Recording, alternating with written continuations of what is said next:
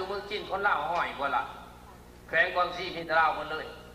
ออโตนมัสเรชันเขาว่าเขตปกครองโดยแขวงยุนนันแขวงกวางซีแม่นมันอยู่เมืองแก้วก็25 ล้านคนเล่าอยู่พม่าก็30 กว่าล้านอยู่เยี่ยก็ห้อยกว่าล้านอยู่เมืองไทยก็60 กว่าล้านอยู่เมืองลาวมี2-3 ล้านเห็นบอกเข้าไปมันกินข้าวเหนียวกันอีนั่นอีนี่ในบักนั่นบักนี่นะนั่นมันคนเล่าอันนี้เป็นจังไรมันจังเสียจังสิเป็นยังเล่าใหญ่บ่ใหญ่เอาไปมาหายไปหมด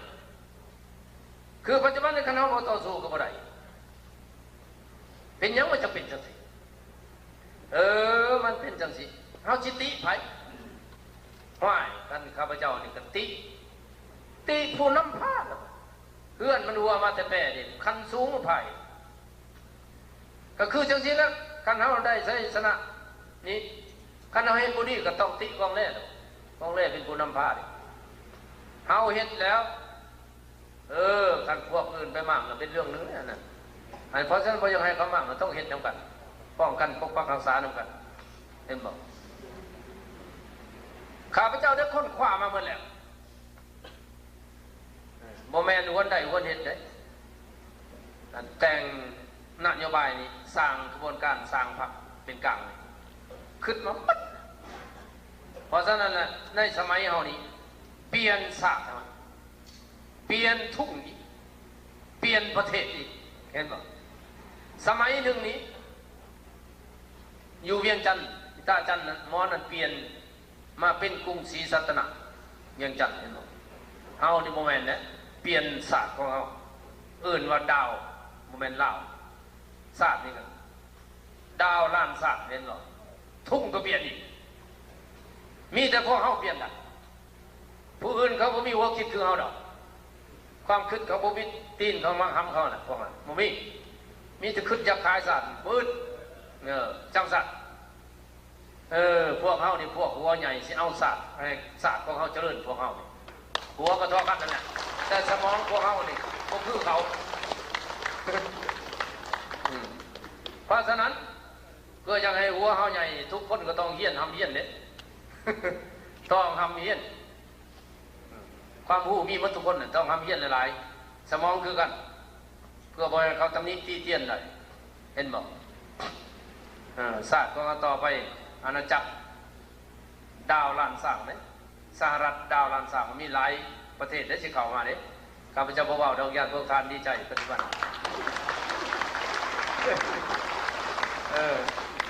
กับเพิ่งทุกข์เหมือนนี้โมเมนต์วันใดวันหนึ่งนั่นเลยให้คือจะไปเห็นจังสิได้งามก็งามก็มูความสำคัญก็สำคัญก็มูมัดโลกมันมีทุกข์ไว้คือเขาเห็นไหมคันอธิบายนอนที่อธิบายพวกการฟังเกี่ยวไปเกี่ยวมาเกี่ยวกับความเป็นกลางยังไม่แล้วเลยเพราะมันยังมีลายมันนี่ยักย่ำให้พวกการนั้นร่างคนว่าความเป็นกลางมันสิสำคัญที่สุดเขาทิมหมดแล้วลาวแก้วมันก็เตะทิมแล้วที่มีความหมายที่สุดเพราะฉะนั้นเขาก็ต้องยุ่งเกี่ยวมันเรื่องแล้วไปเพราะจังสันมีคนว่าสนิทว่าแบบเสียหยาพวกขีมาโฆษณาทับถมพวกอุปสมบทคันเขาเชียร์ในอื่นเส้นเขาเห็นแล้วลองผมดูเป็นไพ่เสียบูเจ้าเบื้องโลกแล้วมันต่อสู้กันเฮ็ดขมิ้นน่ะเสียหนุกอยากให้โลกฮาบูว่าเป็นกลางโอ้ย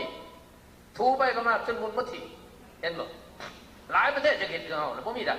อันนี้โศกสตาวาสนาเขาดีที่สุดเลยในสมัยนั้นซึ่งเขาได้เส้นฮาบูของเรา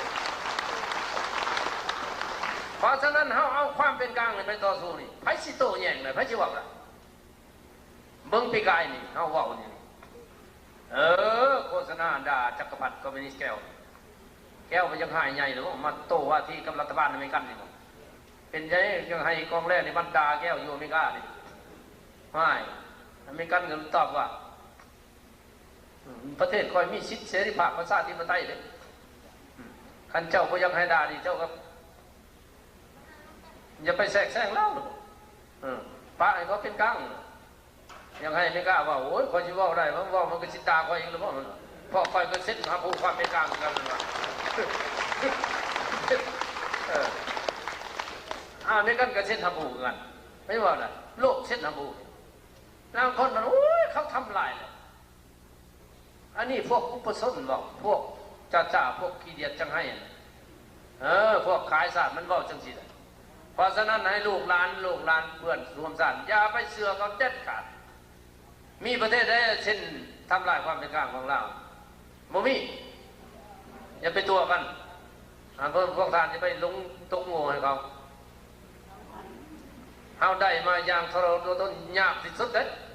เพราะฉะนั้นต้องปกป้องสาวเอาสัญญาณเป็นกฎหมายโลกคนเลยเห็นบอกเอานี่ไปตัวยังไปต่อว่าคืออินเดียนกเตอร์บางเดือนไปบางหนึ่งยังบอกว่าแต่ยังให้เขาประชุมสัญญาเกี่ยวกับความเป็นกลางยังได้ยังน่ะอินเดียมันว่าไพ่ปฏิบัติมันจิตอันนั้นสุดตีโต๊ะใส่ถึงเลยเราเลยแต่เฮาบ่เฝ้าเฮาเฮ็ดแบบเฮาไปเฮาเฮ็ดนี่โอ้ขับนิ่มนวลใส่สนักเลยเป็นเรื่องของเฮาเลย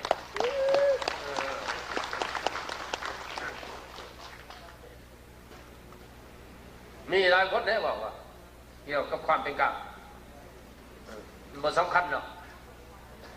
เห็นบอกพวกฟ้าก็ต่อสู้ใส่ก็ต่อสู้ว่าแต่ผู้ได้ชนะแล้วสถาปนาได้ก็ได้มาจังสันเนี่ย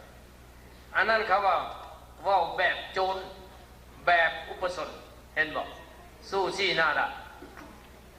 อันนั้นคนซัวอะไรว่าจังสันคือเขาอยู่เพื่อนเขานี่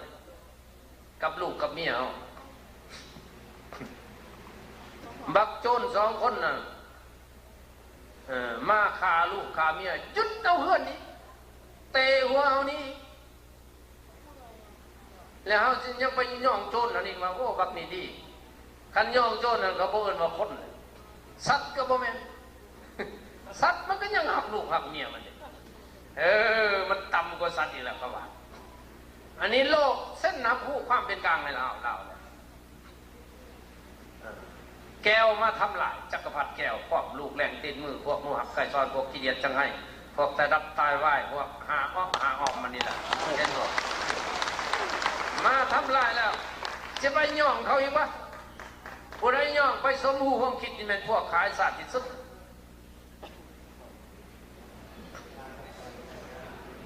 เพราะเขาเส้นน้ำหูเลยดิเจ้าสู้ซี่นะเจ้าทำลายนี่เจ้าก็เป็นคนแหละครับอันพวกขี้เดียดจังให้บ่มียังก็คือข้าพเจ้าได้เทียงกับโลหักสมัยนั่นเองเขาจะเป็นคอมมิวนิสต์เนี่ยเนาะเขาเลยว่ามือนี่เห็นเพิ่นเป็นพระเจ้าอย่าเป็นน้ำมือหนึ่งเพิ่นลงเป็นม้าเลยมันโอ้โหอย่าเป็นเพิ่นว่าอย่างสัตว์นี่พวกขี้เดียดบ่มีสมองตัวเองเห็นหมู่ใหญ่ยังใหญ่น้ำโดยบุคคลจังไหนน้อยข้าพเจ้าจะอธิบายเรื่องระบอบคอมมิวนิสต์เสรีเป็นอย่างไรอันนี้บอกเรื่องความเป็นกลางซะก่อนให้พวกท่านเข้าใจมันเป็นจะได้มาอย่างง่ายๆเลยอย่าไปฟังเขาโฆษณาส่วนเสือเพราะกฎหมายบริยูนของเขาโลกขับผู้เขาเห็นบอกมีเส้นสัญญาอยู่นะเขาขับผู้สายขวาบอกไม่สนะก็แบบจนสิแล้วพวกเราเกี่ยวไปขับผู้เขาเอาหนึ่งตังเลยเอาสนะแล้วต่อไปนี้โบยคือเก่าอีกให้99ประเทศห้าผู้ไปห้าผู้ห้าประกันอีกเห็นบอกและจะเป็นประเทศแรกในโลกนี้เป็นกลางแบบนี้ผมเคยมีไหมเอา99ประเทศห้าผู้ห้าประกันอีกลาวนี่ปลดอาวุธปั๊บมอยนี่อาวุธแต่ตำรวจก็ไปว่าเอาไม่ก่อนนั่นนะไม่ก่อนย่างก็นอนนั่นนะแข็งบ่ได้มันทับหัวเขาเจ็บจังสัตว์แล้วเอาต่างประเทศพูดมาย่ำทรายแดนไหน99ประเทศไปยังหันสุดแล้วนะจีนอเมริกาโซเวียตนั่นเป็นมหาอำนาจมาย่ำให้ปั๊บสายแดนลาว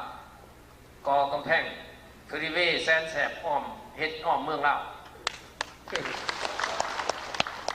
เป็นข้องแสนแสบฟรีเวย์อ้อมปั๊บสหรัฐดาวล้านสร้างเอาคักๆเลยมหาอำนาจย่ำให้แปลว่าประเทศแห่งในโลกนี้เป็นกลางแบบนี้บ่มีอาวุธแล้วเขาจะเป็นประเทศแห่งผู้อื่นเห็นบ่ได้ประเทศอื่นเห็นบ่ได้ คือเมืองอเมริกาครับผมมีตำรวจทหารมุนมัดรถแบงนี่บริยังเลยบ่ว่าประเทศนั่นแหละลาวก็มีแต่เฮาเห็ดอ่ะพ่อกองแร่บ่มีตูบจังหลังสิมาพุ่นเนาะยังกองแร่บ่มีหยังพระราชวังกองแร่ก็ต้องเอาไม้ไผ่เห็ดไม้ไผ่ก็ไม้อ่อนนั่นแหละมันตายแล้วหมอดจังเจาะจำยับขี้หมอดคุกใส่หัวน้ำปูฟ้าต้องพุ่งมุ่งหญ้าแล้วไอ้ลมเป่าทั้งลมมันเย็นเลยมันฝากนี่ก้นแดดพระราชวังเนี่ยแต่ต้องปลูกหมากใหม่ทุกชนิดพักกินทุกชนิดกบเขียดเลี้ยงมันยังแย่อยู่อ่ะจังสิธรรมศาสตร์น้ำไหลอยู่จังสันเนี่ยนอใหม่เนี่ยก็ทุกชนิดเพราะเมืองลาวนี่เมืองพระสัมมาสัมพุทธเจ้าเลยหมากใหม่ทุกชนิดดอกไม้ซึ่งดอกไม้ของหอมที่สุดเมืองลาวเป็นสัตว์พระราชวังอันนี้ต้องเห็นจังสันแต่เพื่อนพ่อแม่พี่น้องประชาชนนี่โอ้ยต้องหินอ่อนคอนกรีตซีเมนต์เล็กกูแล้วไม่ห้องเฮียนมหาวิทยาลัยห้องมอนี่พี่ลึกห้อยพี่พันพี่มอยเพ่คือเอาสร้างอนุสาวรีย์นั่นแหละขับที่สุดแล้วอะไร2-3ห้อยสัตว์หมดเลยหมดสมัยหน่อยแล้วเพื่อจะเห็นได้อันนี้ความฝันของเขาเลยพญานาคพิสิมาสวยแต่มดพ่อแม่ลูกหลานทุกคนนี่แหละต้องห้ามเฮียนลดตะขาบสีมือก็ต้องแม่นคนเล่าเองเอามาต้องง้อว่าต่างประเทศมันเก่งโมมีไผเก่งทอกันหมดนั่นแหละ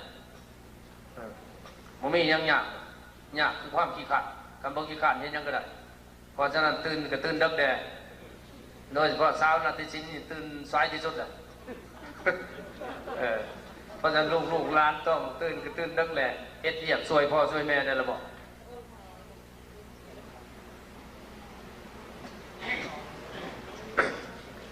อันนี้แหละแผนการของเรานี่ในอนาคตมีหมดแล้วแต่ก่อนจะเห็นได้นี้ก็ต้องอาศัยกำลังแห้งของพ่อแม่พี่น้องประชาชนลูกหลานนี่แหละร่วมกับต่างดาวนะต่างดาวเขาก็มาสนับสนุนเนาะกับเฮาจะเห็นคือแต่ก่อนคือปัจจุบันบ่ได้เงินเขาสวยก็ต้องหมดทุกคนนะสภาพลงความเห็นกันไปเห็นอย่างเจ้าบอกแต่เฮานี่บ่มักขอการช่วยเหลือนำไผได้มักเป็นตัวเองคือว่าเงินนี่มันค้นเห็นเฮาสร้างเศรษฐกิจเฮาแล้วพิมพ์จังได๋ก็ได้แล้วเฮาก็มีเจตนาอีกใจหมดโลกนี่ใส่เงินนั่นเดียวบ่แม่นสิกินหัวกันแบบนี้บ่ได้ใส่เงินนั่นเดียวหมดเจ้าอยากได้หลายเจ้าต้องประดิษฐ์เครื่องของขายได้หลายได้เงินหลายอันนี้บ่ได้เลยสิจริงไก่คือกันอยู่ไก่เล่าไก่อันนี้คือกันนะแต่ไก่ไผแซ่บราคามันต้องแพงจังซั่นแล้วบ่อันนี้ไปหาบุกกันในโลกอันนี้บ่ได้เห็นบ่ข้าพเจ้าหลังจากสนะนี่เสนอหมดโลกใส่เงินอันเดียวกันบ่ต้องเงียบกันเจ้ายังมีเงินหลายเจ้าประดิษฐ์ห้องจักรห้องงานประดิษฐ์เครื่องอันนั้นหลายแล้วบ่มีรถมีล่างมีก็บอกคือบินสับประชิงทั้งหลายได้เงินหลายแต่เจ้าบ่มียังก็บ่มีเงินมีจังซั่นเด้อันนี้เห็นว่าถูกต้องเพราะเฮาอยู่ในโลกร่วมกันนี้ไปเหยียบหัวกันนี่ข้าพเจ้าก็บ่มักเห็นบ่ในเมื่อเฮาชนะเฮาเสนอต่อสหประชาชาติมันเป็นหยังเพราะอันนี้แนวคิดที่ดีมีศีลธรรมที่สุดเห็นบ่นี่ความคิดของข้าพเจ้านี่ฝันมาบ่แม่นน้อยเด้แต่ก่อนจะสำเร็จความฝันนี่ก็ต้องเอาจริงเอาจังซะก่อนให้เฮาชนะในเมืองเฮาเนี่ยเฮ็ดยังก็ได้เวลานั้นการชัยชนะนี่ใกล้เข้ามาแต่ข้าพเจ้านี่ก็อยากสุกอยู่ย่ำให้พวกท่านเนี่ยสุกอยู่ให้พวกท่านนั้นฝึกฝนทำเพียรปฏิบัติธรรมนี่ปฏิบัติตัวเองนี่ให้ถือตามหลักนโยบายนี่แหละบ่ให้ละเมิดบ่ให้ขึ้นไปทางใหม่กันขึ้นไปทางใหม่เนี่ยว่าข้าพเจ้าก็น้อยใจเด้เดี๋ยวนี้ญาติมันสุกญาติสุกก่อนเหิมมันน่ะญาติไหวโพดสภาพอันไหวโพดเลยสุกก่อนเหิมไม่ได้เอิ้นสุกก่อนเหิมทำได้มากไหมมันเหิมก่อนมันจังสุกเมื่อมันจะสุกมันเหิมซะก่อนอันนี้บ่ได้สุกบ่ได้เหิมบ่เหิมมันสุกหลดสุกเปื่อยเน่าหลดตกหลดอันบ่ได้เนี่ยอันนี้แหละเส้นสภาพการนี่มันแล้วไวเด้กันแล้วไวคนเฮายังบ่เตรียม มีหลายบ่พอคนหลายอยู่มันบ่พอหมายความว่ามันบ่เหมาะเด้มันความรู้ความฉลาดบ่เพียงพอเด้ความสามารถบ่เพียงพอสิรับหน้าที่อันนั้นมันยากเห็นบ่เพราะฉะนั้นต้องปฏิบัติครับแต่สำคัญที่สุดเป็นความสัตย์ซื่อบริสุทธิ์นี่อันนี้สำคัญอันนี้ข้าพเจ้าย่านเดียวนี่แหละเดี๋ยวนี้ยังบ่สนับเลยต่างประเทศภายในก็หอมแล้วคันสนาเฮ้หอมคนกระบวนการเป็นน้ำหอมเลยไฟก็อยากดมนั่นแหละสิตายเห็นบอกไฟก็อยากซื้อราคาก็แพงเฮ้ยว่าข้าพเจ้าเห็นปฏิบัติกองพันห้าประกาศที่2840 กว่าคนรวมกันให้ปฏิบัติได้คิดสุขกินดิบสัญญาจะสัตย์ซื่อสุจริตมัดสุดท้ายหายไปมัดเหลือแต่กองแร่เตะฝุ่นอยู่เมืองฝรั่งเกือบเอาตัวก็รอดอีกอันนี้เริ่มต้นใหม่ในปฏิบัติพวกเก่าบ่มีอยู่น้อยที่สุดมีเนาะลุงฟองลุงเซอร์พวกเก่ามี2-3 คนเท่านั้นเขานาน3 คน 4 คนเท่านั้นคนนั้นกองพันห้าประกาศที่2ใกล้กันทายไปหมดมีแล้วกลางข้างแบบเยี่ยมเพื่อซ้อมแคมแบบสวยโอกาสแบบอยู่ซื่อๆนะบ่ได้บ่เห็นที่จังนั่นอันนี้กันเว้าเนาะคือว่าโจมตีลุงน้องโจมตีกันบ่แม่นเว้าความจริงบ่แม่นโจมตีเป็นโจมตีเพราะบ่มีหาใส่อันนี้ความจริงเป็นจังซั่นอันนี้ครับเจ้าส้มเซ้ยพวกท่านใหม่จริงแต่ว่าเด็ดเดียวจริงเสียสละจริงหักษาจริงอ่ะพอส้มเซ้ยเป็นพิเศษ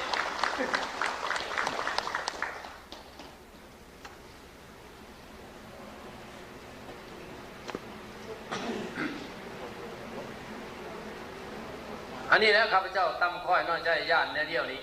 เห็นบ่เพราะมีบทเรียนมาโมเมนต์ข้าพเจ้านี้จี้เจ้าหรือปวดองค์ทนงโตขี้กุ้ยโมเมนเพราะได้มีบทเรียนมาเจ็บแฉะบทเรียนอันประเสริฐเอาสุวรรณพม่ามาเป็นนายกเพิ่นกะหักหลังสิขาเฮาทิ่มซับขาอัดปากพอสัญญาว่าสิปราบซอราชหลวงข้าพเจ้าก็ย้ำเลยแล้วบอกเพิ่งปานนี้สิปราบเอาก็ย่านแล้วบ่บัดได้เงินหลายเลยก็บ่ยอมปราบได้บัดนี้ต้องปราบจะโตลงมาก็สอบวิธีฆ่าของเล่นอีกจังซั่นแล้วบ่ฆ่าอัดปากแต่ว่าผีบ่พร้อมเทวดาบ่ช่วยของเฮาบ่เฮ็ดเนี่ยสิ่งศักดิ์สิทธิ์กับพร้อมปกปักรักษาเฮาแล้วบ่เป็นจังซั่นเด้อันนี้แหละข้าพเจ้าญาตินั่นนี่นะทำผิดนั้นบ่มีหยังคนเดินเสียมเป้ๆกองพันห้าประกาศที่2มีแต่ผู้ทุกข์ขี้ยากสั่นกันนายชิดนายจ่าทหารแล้วล่ะเอาจริงเอาจังแล้วบ่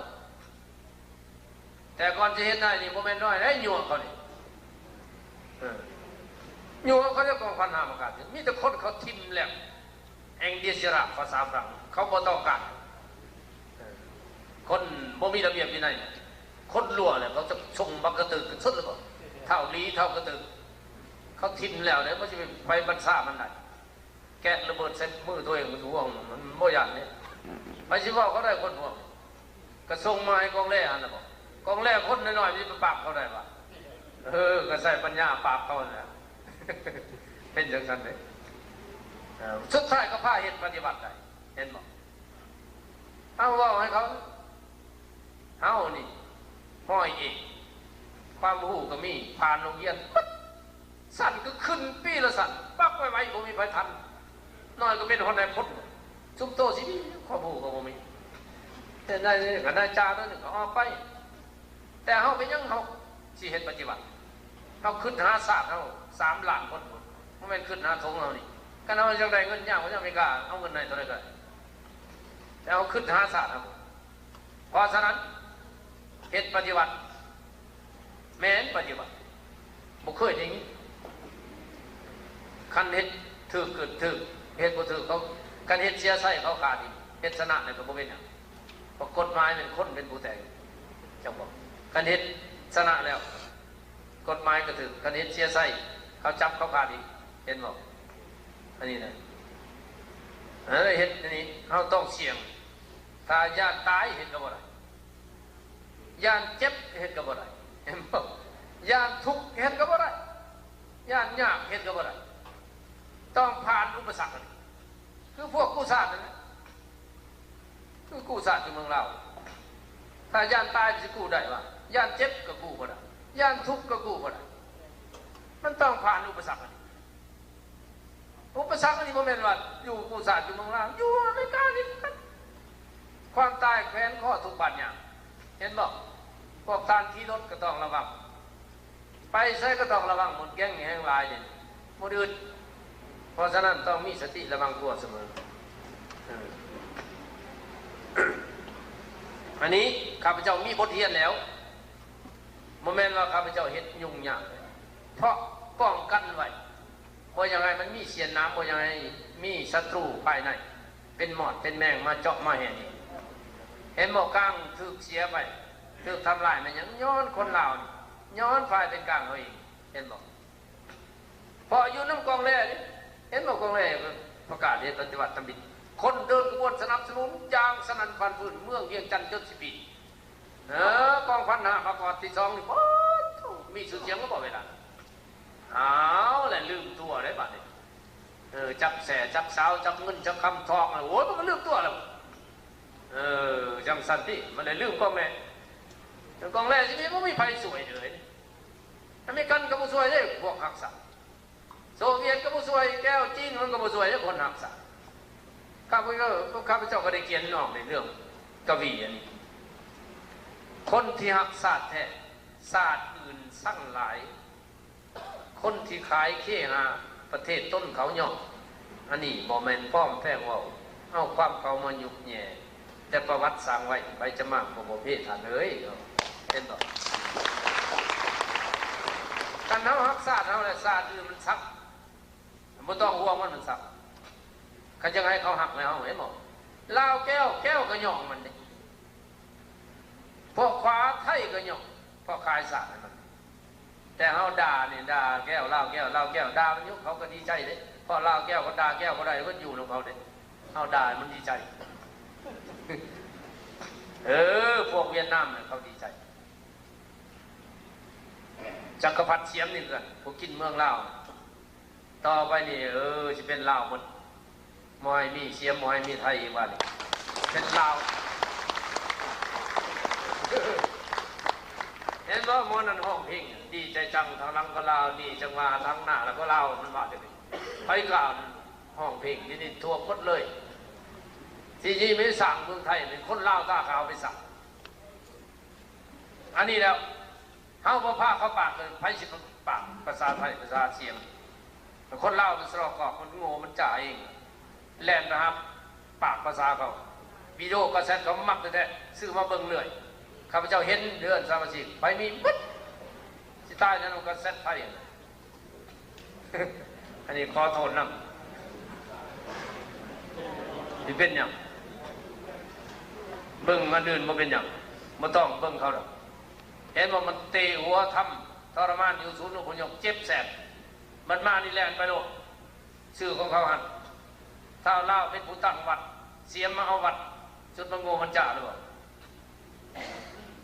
อย่างคู่มานี่มันลูกแรงตีมือของจักรพรรดิเสียมมันแหละเห็นบอกนักสืบของเขาเนี่ยระวังเล่าอยู่ตะวันตกมันตื่นตัวหมดแหละนี่จะเล่าอยู่ไม่กล้ามันคลายสัตว์มีส่วนหนึ่งคลายสัตว์เนี่ยมักแต่แหลนน้ำลังก่อนเขาทรมานเขาดูถูกเหยียบย้ำยังไปคนซ่อนของเขาอีกอันนี้ข้าพเจ้าว่ามายังไงพวกท่านนั้นผู้จักหักษาสิ่งศักดิ์สิทธิ์มาปรากฏตัวอยู่ในนี้เห็นต่อมีแต่ทหารพญานาคเต็มหมดมา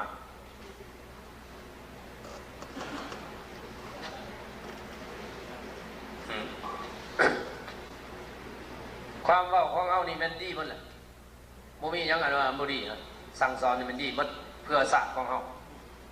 ศาสตร์เขาเสียนี่ก็ย้อนเท่านี้บอกกำกับนับศาสตร์ เกี่ยวกับระเบียบวินัยนี่แหละเห็นบอก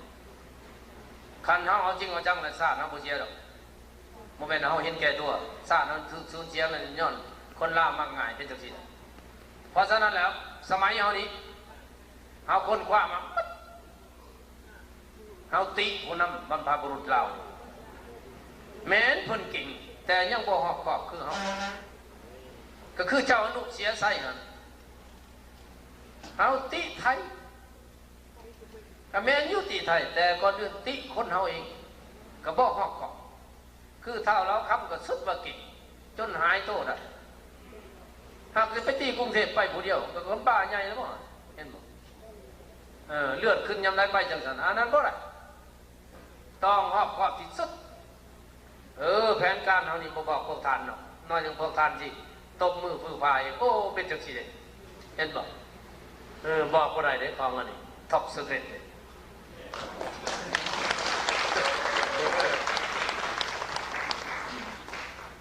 แม่นอยู่กับว่ากองแรงโง่จ้ะทำไมสิได้เห็นเนาะกองแรงโง่ก็คือตะกี้คือกันโอ้ยบักกองแรงมึงเฮาสั่งบักมาเฮาสั่งสิคำมาเฮาสั่งบ่ไปเฮาเจียดปฏิวัติมึงเจียดจังไดมึงห้อยเองเขาให้พันแต่พ้นกองทัพ36,000 คนเมืองลาวมึงมีถึง800 คนมันก็มาเฮาสั่งเท่านั้นแหละที่มึงเขาด่าหมู่ผู้เดียวกันเลยด่าของแม่เห็นหมดสมัยเฮาก็ว่ากูเฮามือนี่มืออื่นกูสิกัดมาจังซี่ได้กูก็เป็นกูสิเฮาซื่อๆกูเฮาแล้วกูต้องกัดหรอกม้าพันโตก็กัดสร้างตายคือกันได้มึงก็เป็นม้านะกูแม่โอ้ยกูสิจะเป็นม้านะมึงจังเขาปฏิวัติจังซั่นเนี่ยพวกขี้เกียจเขาพวกกูอยากเป็นม้าบัดกองแรกกัดแล้วเสียได้บัดมันหนุกได้บัดโอ้ยอย่าขาเขาหน่อยหน่อยถูกปฏิวัติจังเลยเอาว่าโอ้ยกูที่ไปขามึงก็ยังมีผลประโยชน์อย่างมึงคือคน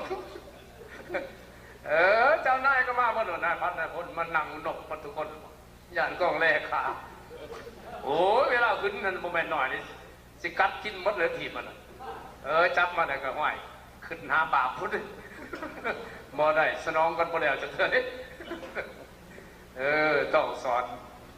เอาคำสั่งสอนพระสมมาพุทธโพธิมนุษย์สัตว์หมายความว่าสอนคนสวยเป็นคนดีสอนมหาเศรษฐีราชา